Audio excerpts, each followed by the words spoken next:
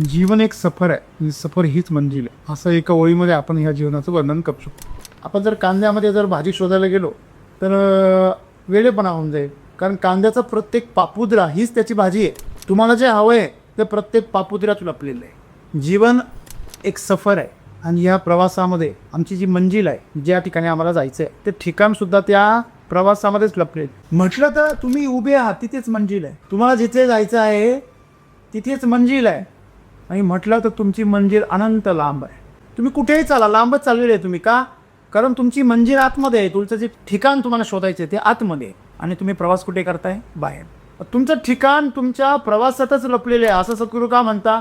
कारण तुम्हाला ठिकाण जे हवं आहे, तुम्ही ज्याला शोधता तो आनंद, ते समाधान तुमच्या प्रवासाच्या संघर्षात.